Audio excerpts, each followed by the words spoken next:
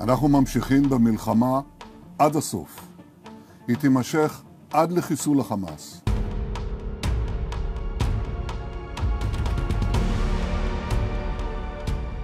It's a whole operation. And this operation resides in the Palestinian areas. These are the Hamas organizations. Ask me about what we expect from the Palestinian Authority. I can be very specific. I expect them not to embrace Hamas, but to fight Hamas. Hamas terrorists. אנחנו צריכים פעולה, ופעולה שתסיר את האיום. יש רק פעולה אחת שתעשה את זה, וזה למוטט את שלטון החמאס בעזה.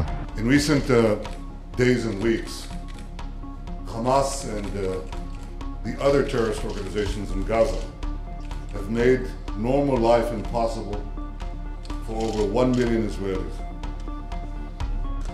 חמאס והג'יהאד האסלאמי שילמו, ואני אומר לכם כאן, ישלמו מחיר כבד מאוד על התוקפנות שלהם.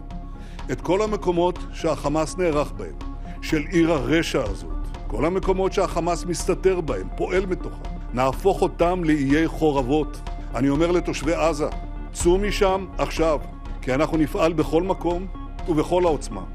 מדינת ישראל, צה"ל וכוחות הביטחון שלנו נלחמים מלחמה מוסרית וצודקת מאין כמוה נגד מפלצות החמאס, נגד הנאצים החדשים.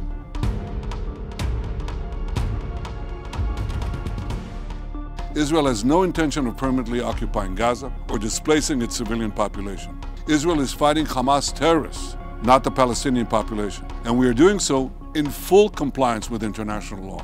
We try to get the population to leave, to get them out of harm's way, and Hamas with rifles, with gunfire, try to prevent them from leaving. So we moved them around so that they would get out of harm's way. If people want to leave Gaza, they should have the right to do so and not be held at the point of a gun of Hamas to keep them inside if they want to leave.